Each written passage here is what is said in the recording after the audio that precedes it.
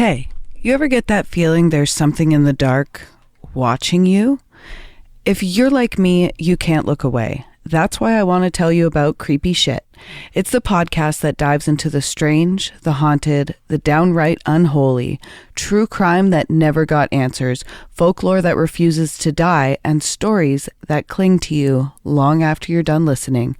Every week you're invited to sit by the fire with the rest of us creepers and hear something you'll want to share in a hushed voice. So if you're ready to explore things that might go bump in the night and things that don't make a sound at all, subscribe to Creepy Shit Podcast wherever you get your podcasts. Join us. We've been waiting for you. Canadian Creepies is recorded on the traditional lands of the Haudenosaunee and Anishinaabe peoples, under the Dish with One Spoon Wampum Agreement. These lands and waters have been cared for since long before Canada existed, and they remain deeply important to Indigenous communities today. As we tell stories about darkness, injustice, and memory, I want to acknowledge the very real histories of colonization, violence, and erasure that Indigenous peoples continue to endure. A land acknowledgement can't undo that harm, but it is a reminder to keep listening, learning, and supporting in truth and reconciliation in meaningful ways. We share these stories not to forget, but to shine light, always with respect for peoples and nations whose land we live on. Canadian Creepies covers true crime, dark history, and disturbing events. Some episodes may include graphic descriptions or sensitive subject matter. We do our best to handle every story with care and respect for those affected. That said, we sometimes use humor and sarcasm as a way to process heavy content, never to disrespect victims, survivors, or their families. Listener discretion is advised.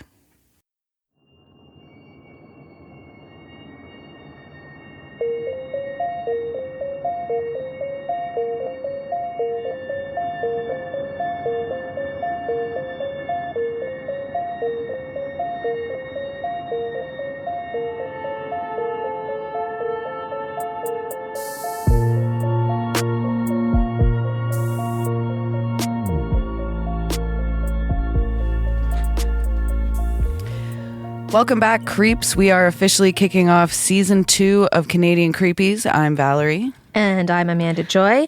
And we are so excited to be back with you for another season of chilling stories, dark mysteries, and Canadian true crime. Yeah, I'm really excited to be back. Me too. I guess it hasn't been very long since we've been gone, but that's fine. I mean, I've done the Down the Crooked Path, but I have not been with you recording, and I missed that. I've missed it. Me too. I think we should just get right into it. I dig it. Okay. This story comes from our listener, Pam, who wanted us to cover the tragic murder of Joseph Fritch. We're so thankful for the suggestions you sent in. It means a lot to us. Joseph's story is one of a senseless violence. A man murdered in Burlington, Ontario in 1991 by two teenagers. It was a crime that shattered the community's sense of safety and left lasting scars. Tonight, we're going to explore who Joseph was as a person, what happened that night, and how the investigation unfolded. We'll also talk about the impacts his murder had on Burlington and beyond. And at the end of the episode, we'll be reading an email from one of our listeners, so stick around for that. Let's get creepy. So I'll go first. Sounds good. I'll go right first. back into the swing of it. Right back into the swing. So Joseph Fritch was a family man. He was 44 years old at the time of his death. So young.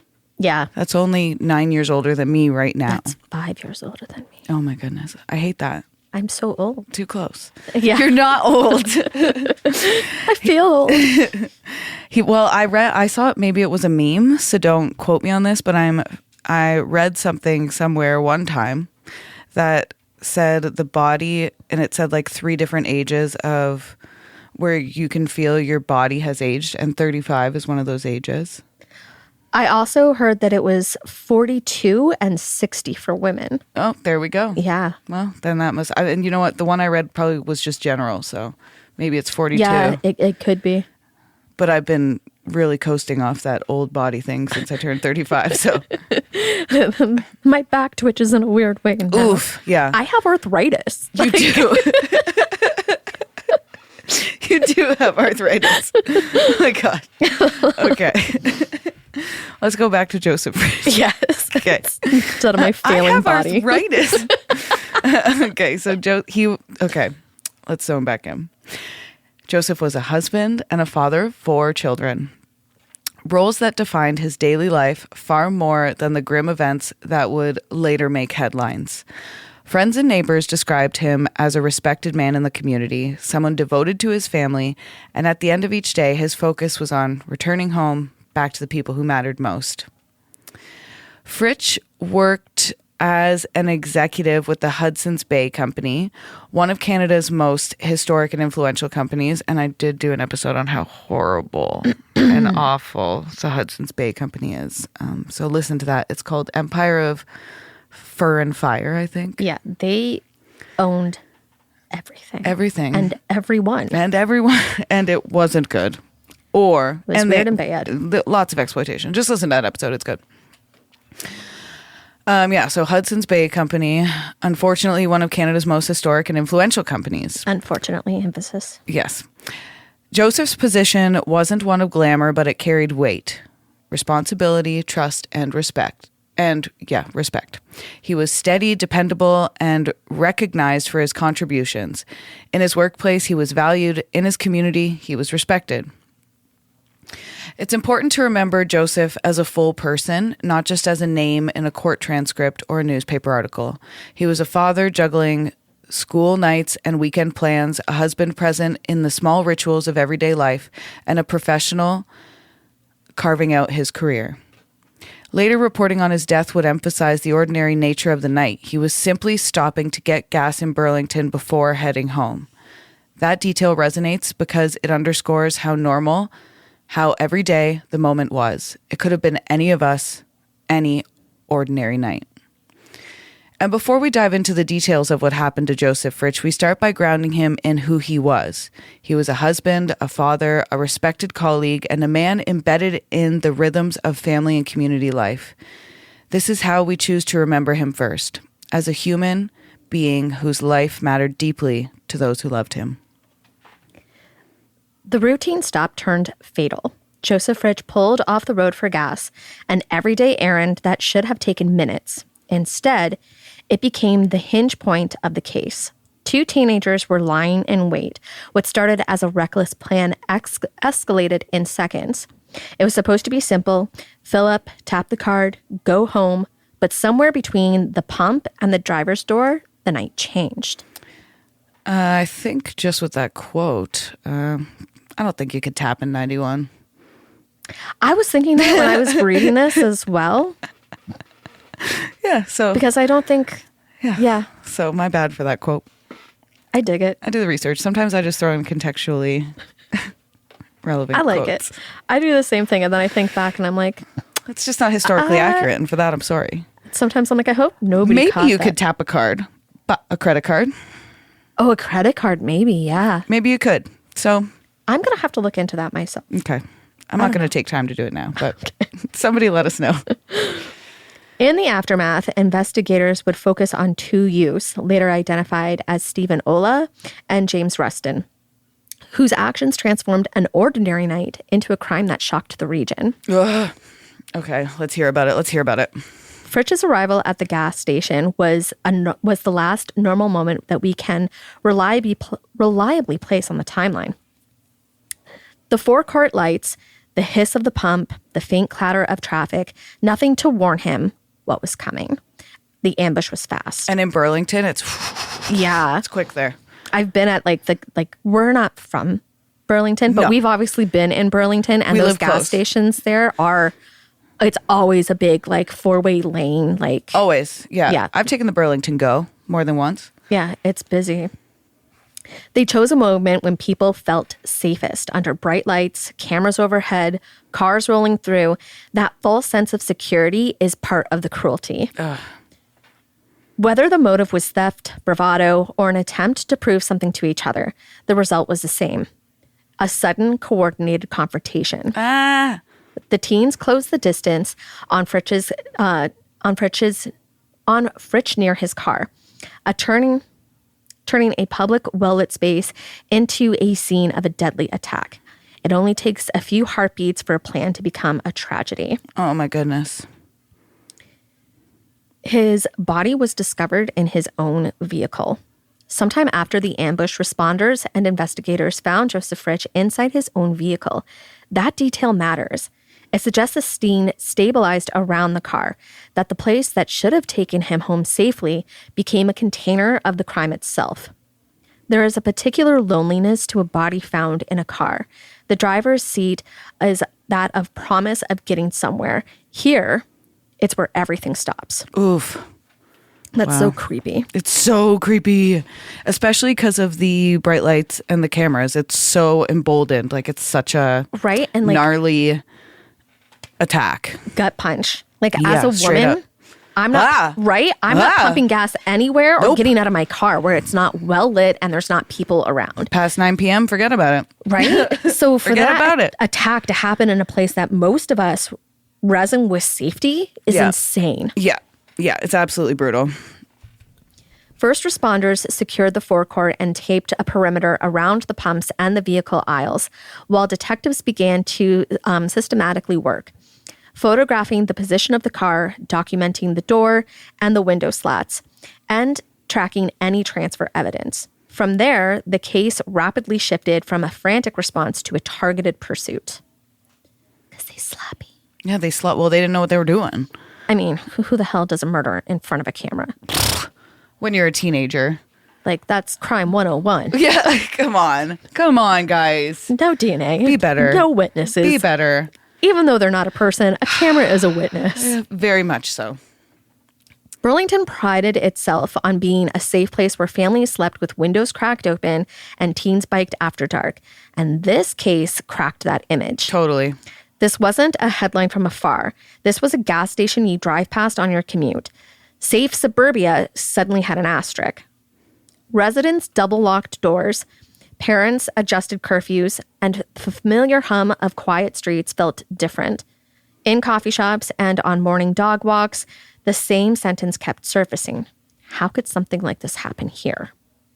The community's disorientation became part of the story, a collision between perception and reality, and a reminder that violence doesn't respect postal codes. Nope. I love that saying because of it's so true. Yeah. You never expect something happening in your building or to somebody that you know or on your block, and expect that it might happen. That's when it gets you. That's when it gets you. Yeah. It's like it reminds me of the phrase, like addiction or even illness doesn't discriminate. Yeah. Yeah. As fear gave way to anger, pressure mounted for answers and quickly. That urgency would shape what would come next. Swift arrest, intense media scrutiny, and a courtroom reckoning.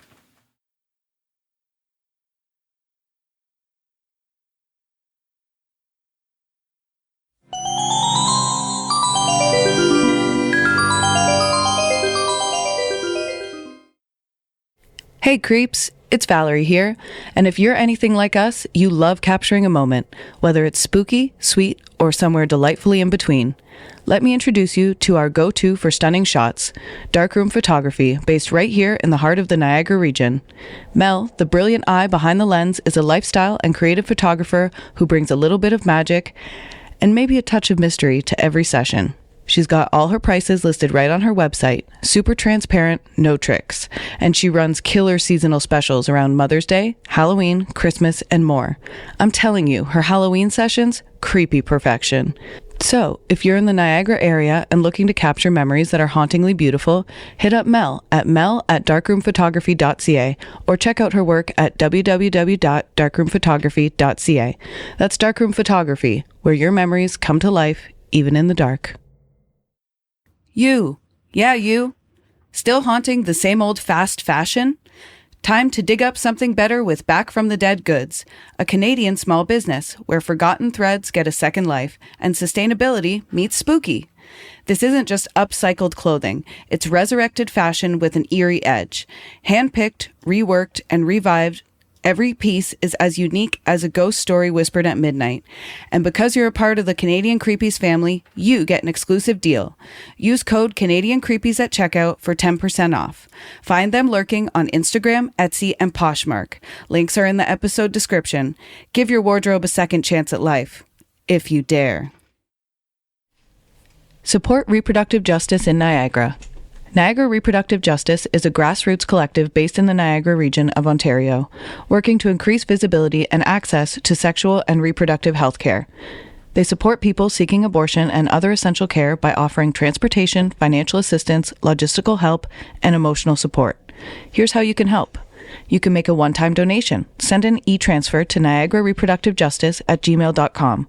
Your support helps cover costs like gas for volunteer drivers, overnight stays, childcare, and other urgent needs. You can also support monthly via Patreon. Join their Patreon and support the cause month to month. It's patreon.com/Niagara Reproductive Justice. And you can volunteer your time. NRJ is always looking for volunteers to help with driving, outreach, admin support, and community organizing. If you're looking to make a real impact in the Niagara region, this is a great place to start. Contact them via email or DM them on Instagram or Facebook to learn more. You can find them on Instagram at Niagara Reproductive Justice and on Facebook at Niagara Reproductive Justice. Help amplify access to reproductive care right here in our own backyard. Whether you donate, volunteer, or spread the word, you're a part of the movement. Looking for your next obsession? The Creators Collective Podcasts is your gateway to the dark, the chilling, and the downright fascinating. We're a community of independent podcasts with one goal: to share the best in true crime, paranormal tales, folklore, and unexplained mysteries. Whether you crave cold cases that won't stay closed, haunted histories that refuse to be forgotten, or stories that make you sleep with the lights on, there's a show waiting for you in the collective. And when you join us, you're not just listening to one podcast. You're stepping into a world of creators who love this stuff as much as you do. Check out the Creators Collective today. Follow the link in our show notes to discover. We'll be waiting for you.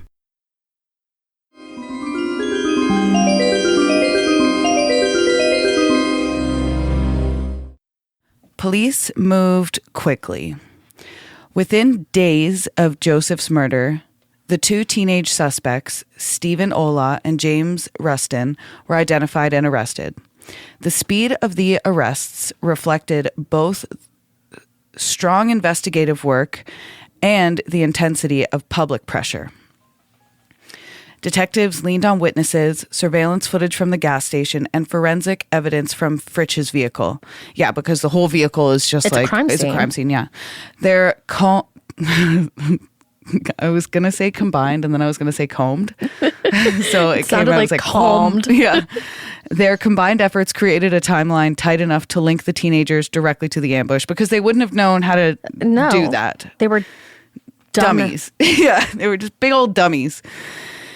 It wasn't one lucky clue. It was a chain. The camera, the witnesses, the car, piece by piece, it narrowed until only two names remained: Olah and Ruston. Like, why?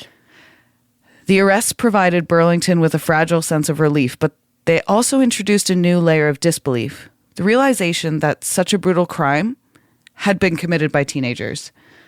Well, yeah. Is that boredom or bad parenting, or what are you doing? Just a chain reaction of bad choices? Like, were you drunk, or were you on that dope? The devil's kidding. Lettuce? Was it the devil's lettuce? No, we're a weed-friendly podcast. We know this. I'm stoned right now. The community's shock soon spilled into the media. Headlines painted Burlington as a city robbed of its innocence, focusing on the unsettling detail that the attackers were so young. Mm-hmm. Local papers ran front-page stories, radio stations buzzed with updates, and television crews parked vans outside the courthouse. This wasn't just a murder case, it was a morality play for suburbia. Parents were asking, if it could be Fritch today, could it be us tomorrow? I mean, what I feel like something that is so generationally just like true is like when people hit a certain age collectively, we genuinely become afraid of like the next generation of teenagers. Like there's a little bit of fear. It's crazy because like I remember growing up, like we lived in Chippewa. Yeah. Home of James Cameron. Yeah. Straight up. Well. And we never locked our door. Like never locked the front door. And now we will be home. Like I'll be at my mom's house just chilling. And my mom's like, gotta lock the door, gotta lock the door, gotta lock the door. And I'm like, where did this come from? Like you live in a school zone. Maybe you did that, Mom. Fuck. Like we know all the neighbors here. Everybody it's safe here. There's never been like a car robbed or anything, but it's like installed in her. Gotta lock the front door, gotta lock the side door. Are all the doors locked? Yeah. And like she locks herself out all the time as a result. The public conversation circled around two themes: fear that Burlington was no longer safe, and outrage that youth could carry out such calculated violence. Editorials questioned the effectiveness of youth rehabilitation programs, while community members demanded harsh sentences. It's hard because their frontal lobes aren't fully developed. You know? It's kind of scary that they would come to that conclusion with, like, look at, like, what other teens are doing that? Yeah, so there's something wrong with them. Yeah. There's something happening. Yeah. When the case went to court, the outcomes diverged. Stephen Olah, considered the primary aggressor, was sentenced to life in prison. The severity of his sentence reflected the brutality of the crime and the court's belief that his role was central to Fritch's death. James Ruston, though also culpable, was sentenced separately without the court weighing his age, level of involvement, and potential... with the court weighing his age, level of involvement, and potential for rehabilitation. Justice, the judge remarked, must account for both the weight of the crime and the measure of the person who committed it. The split in sentencing illustrated the balancing act courts face when young offenders commit adult crimes. Yeah, well, I mean, I guess, yeah. That's tough. Reminds me, I remember hearing about a case maybe in psychology, maybe years ago, criminal psych maybe, where like maybe like an 8-year-old or a 12-year-old boy shot someone out front of a store, and they wanted to try him as an adult, and they were saying he knowingly did this because he said, I'm going to shoot you, and then it shot him with a gun. But it's like, is that when you're 8, you're not...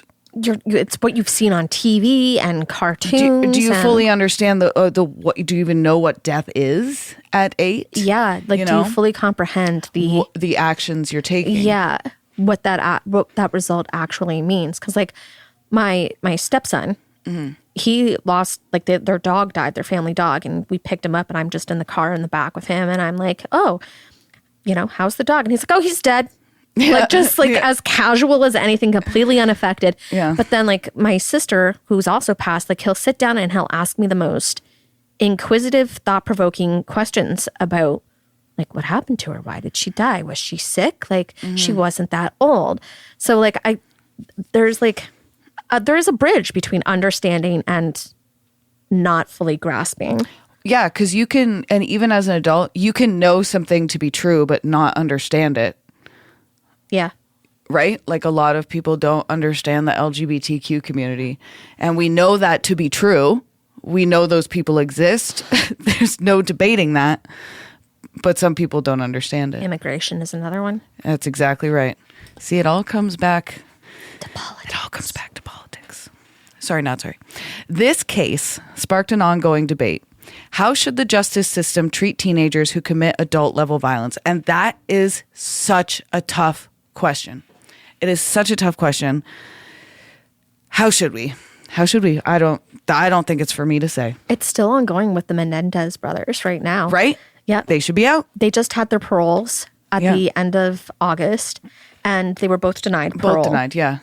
And the one brother, they looked at, I think it was Eric, they looked at his behavior inside of jail. Yeah. Like he was dealing drugs. He was involved somehow in that tax fraud. How you can be involved in that from prison, I don't know. Now, to me, that all screams entrepreneurial skills. And that needs to, like, why are we not nurturing the entrepreneurial You side? have life skills outside of prison. He could be a very functioning member of society. Right. I mean, tax fraud. As a self-starter. A man who committed tax fraud is in the White House. So. But the other brother, Lyle, is it Lyle or Kyle? Yeah, it's Lyle. Yeah. He was seen as like more likely to be released, but they didn't because how can you release one brother and not the other? Not the other, yeah. Like I get that to a point, but he's also, you're not looking at his behavior, his good behavior inside of prison as well. And they were so young. And there was a lot of abuse in that case. So much abuse. Yeah. So much abuse. That's like documented. Yeah. Documented like abuse. The self-defense aspect in it too. Yeah. That's a very interesting case as well. Ugh. And they were, we should do a series that's like State of the Union's out of state. Yeah. Yeah.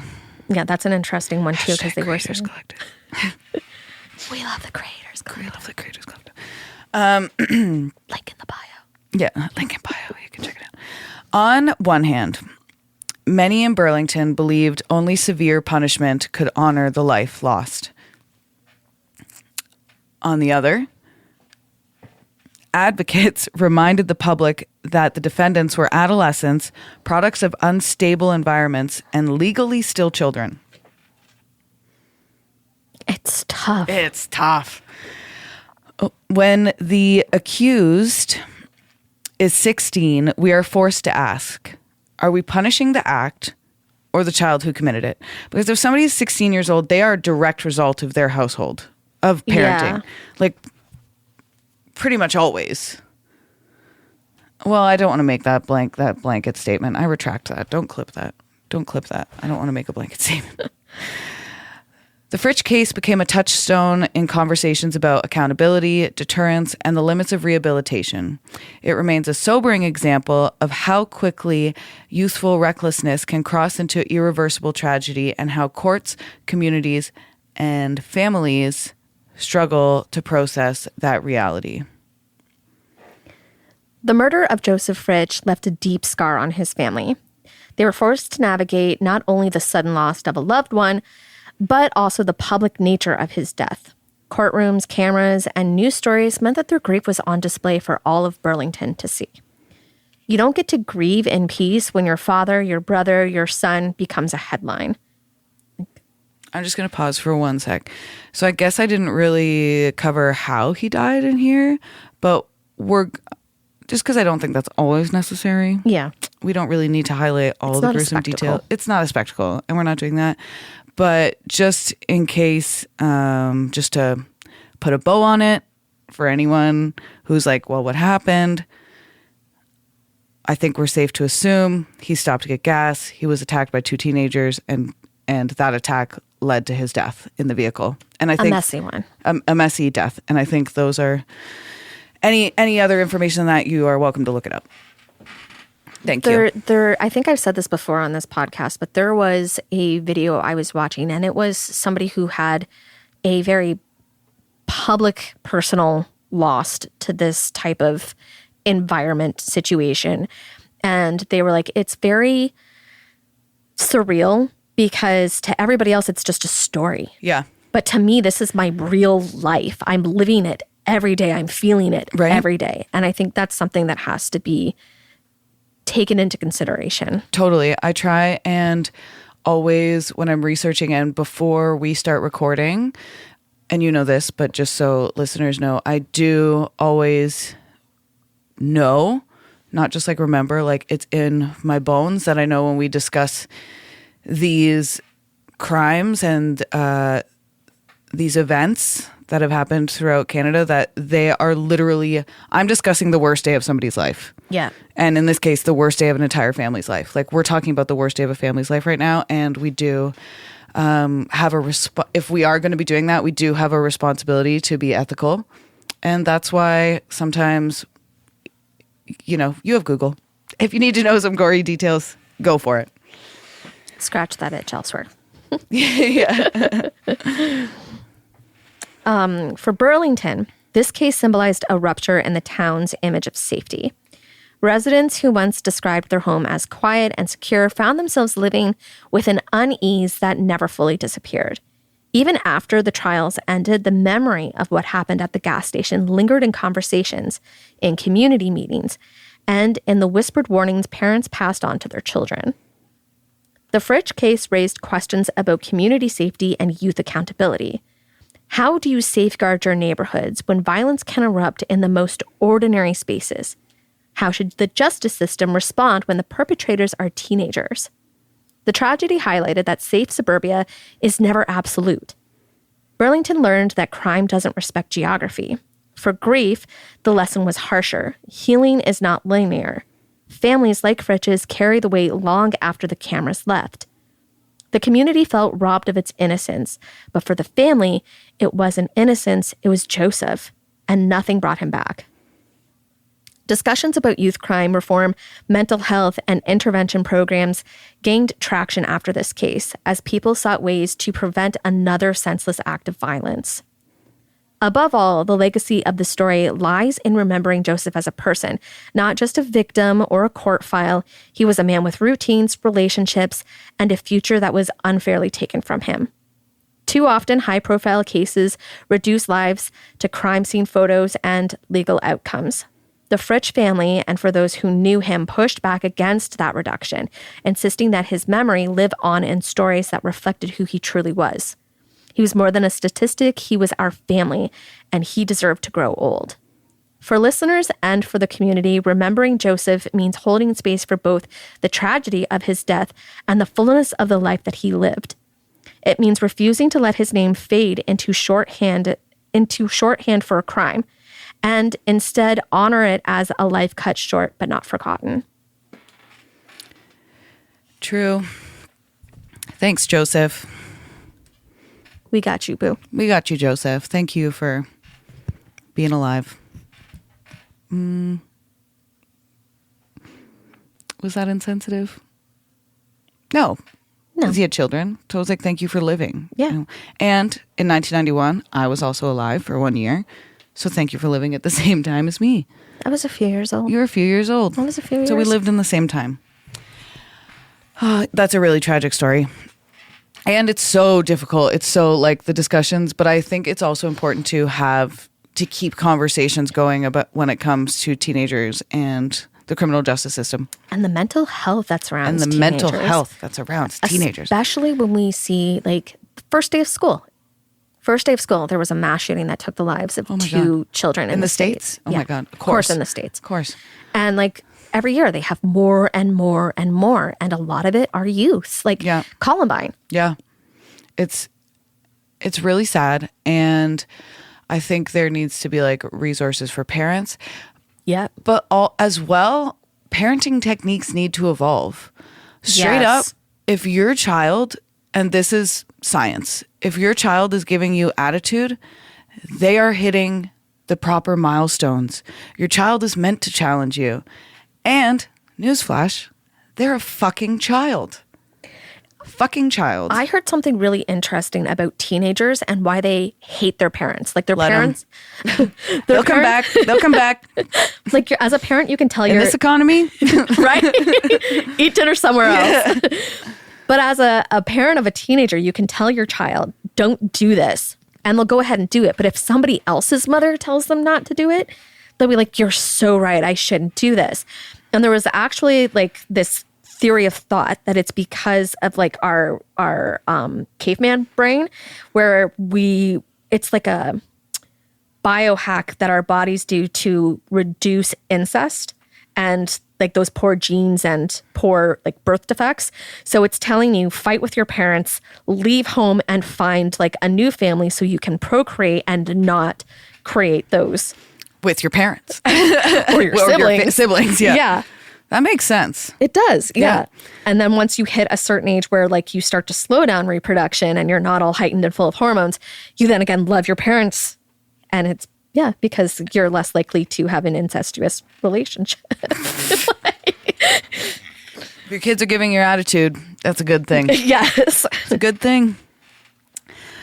All right, should we do our first official Creep of the Week? Absolutely. I missed this. Right?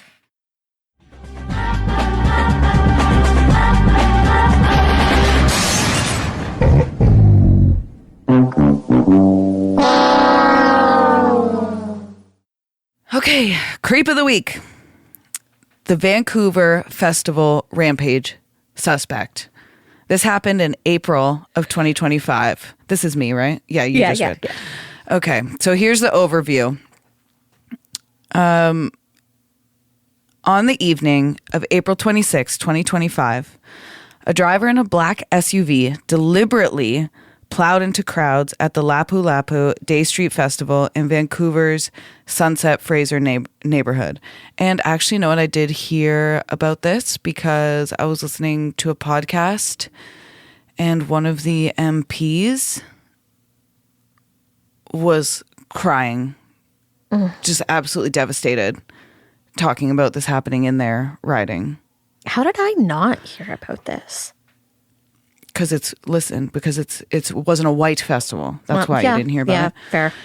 What had been a joyful community... Not fair, sorry. Yeah, that's why. I understand why. What had been a joyful community celebration of Filipino heritage, complete with food stalls, music, and families gathered in the street, turned into a mass casualty chaos in seconds. By the time first responders secured the scene, 11 people were dead, ranging in age from 5 years old to 65. And more than 30 were hospitalized. Holy. It was the deadliest attack in Vancouver's history and the worst vehicle ramming incident Canada has ever seen. I think this is maybe Elizabeth, the Green Party's riding. Oh. Elizabeth, there's Elizabeth May and there's Elizabeth Warren, and one of them is the Green Party in the States and one of them is here. I always get them mixed up. Elizabeth May. I think it was her riding in... Don't quote me on that, but I remember listening to a podcast where she's... Yeah. Police arrested 30-year-old Kai G. Adam Lowe at the scene. He was quickly charged with 11 counts of second-degree murder. Authorities stressed that the attack was not linked to terrorism, though Lowe's motive remains under investigation. This is the darkest day in our city's history, Vancouver's interim police chief said, capturing the horror as ambulances rushed victims to overwhelmed hospitals. In the aftermath, vigils and temporary memorials filled Fraser Street, and Vancouver declared a day of mourning, and both city and provincial officials announced sweeping event safety reviews to protect against similar attacks. So our creep of the week is Kai G. Adam Lowe. Kai G. Adam Lowe. He's our creep of the week for killing 11 people and injuring 30 others. With no clear motive. With no clear motive at all. Just straight up drove his car into him. Ranging from 5 to 65. This connection to Joseph Fritch's case is clear. Both stories begin in ordinary, everyday places. For Joseph, it was a gas station. For Vancouver, it was a cultural festival. These are spaces where people expect routine, not violence. Yet in moments, safety collapsed almost instantly. So there's visibility versus vulnerability. The bright lights of a gas station and the crowds of a street festival should have been protective. Instead, they became stages for tragedy. That kind of reflects back on what I was saying. As like a woman, I feel safe in public places where there's a crowd that can see what is happening and who I am with. And if someone does take me, there's witnesses. Same with a well-lit area, gas station in the middle of the night where there's a person inside the store. There's cameras, like cars driving by can clearly see me. Yeah. Like it does rob you of that sense of security. Totally. Another similar theme community shockwaves. Burlington and Vancouver both face the same collective whiplash. This isn't supposed to happen here. Safety isn't a backdrop, it's a system. When it fails fast. And this is a reminder that these modern cases echo the suddenness and devastation of what happened to Joseph. Joseph's murder and the Vancouver Festival attack share a devastating pattern. An ordinary moment, an ambush, a community transformed forever. The lesson isn't to live in fear. It's to live with awareness and compassion. Compassion. Keyword. Compassion. Everybody needs some compassion. Just because you don't understand it because you haven't experienced it doesn't mean what that person is feeling and is real. Yeah, it's valid. It's valid. These cases remind us that prevention matters, thoughtful safety planning, infrastructure, and vigilance can limit harm, and people matter more than headlines. Behind every number is a life, a family, and a story. Joseph in Burlington, 11 souls in Vancouver, both are now woven into their community's grief. When the ordinary is broken, we owe the victims more than a headline. We owe them a memory and the will to do better. So that was our Creep of the Week. And sending our condolences and love to those families. Very much so. Should they happen to hear this. The whole community. The whole community, yes. Yeah. You know what, Vancouver, take my love. You can have some. Take a slice. I like it. Put some whipped cream on it. It'll be delish. Sending it your way. The next thing, I'll let you read it. Yeah. Is an email. Just don't say the last name. Is an email from a listener. This listener emailed me while I was on break, so it's appropriate to share the email while we're here now. Share the love. Share the love. Share the love. It says, "Hey there. I was looking for a podcast about Christine Jessup after reading an article about her this morning. I lived in Scarborough from 1981 to 1991. Ooh, 1991 when Joseph Fritch was murdered. It's just like a coincidence. Yeah. Sorry, I didn't mean it. Ooh, but no, okay. Like the recognition. Yeah. I remember that case, and the Bernardo case is one of the reasons we moved out of the city. Paul Bernardo. And we will cover that one because that one hits close to home. Very close to home. I'm a St. Catharines girly. Yep, very close to home. Anyway, just wanted to let you know that I have found your podcast. I love it. We love you. We love you.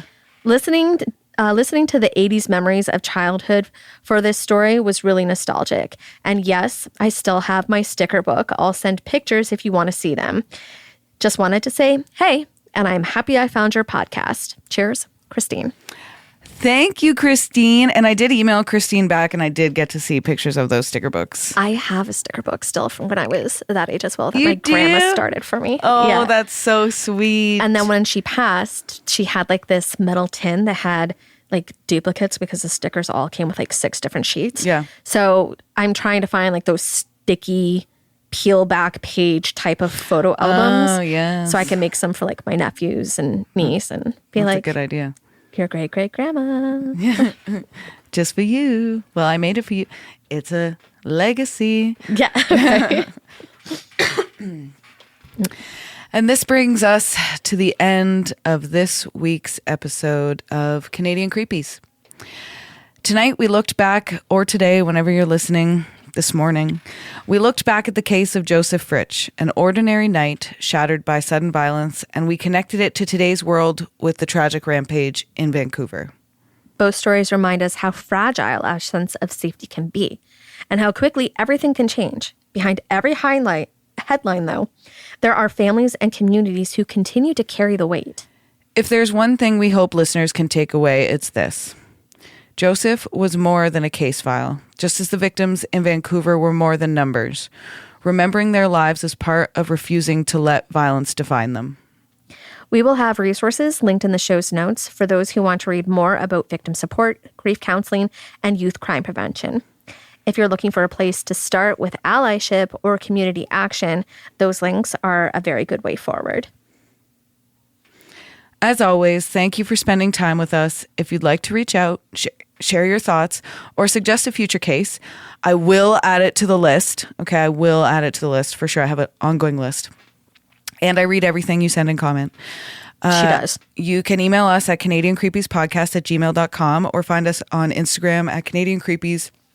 Or you can follow me personally on TikTok and Instagram, Radio Valerie.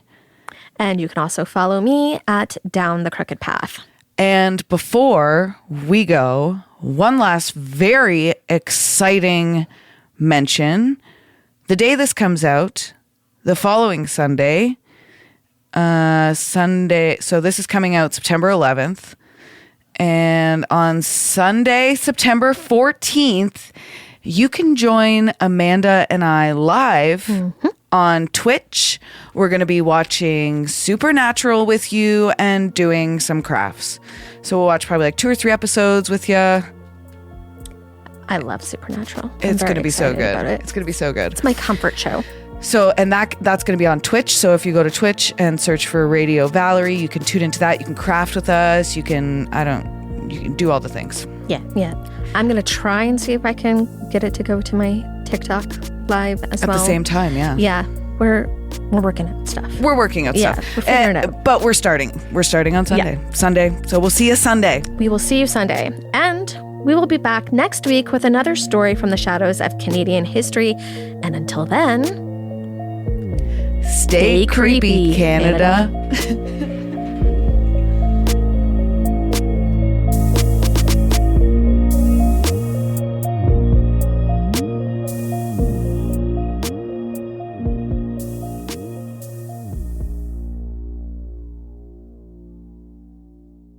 Thank you to Kyle McDonald for editing and composing our theme song.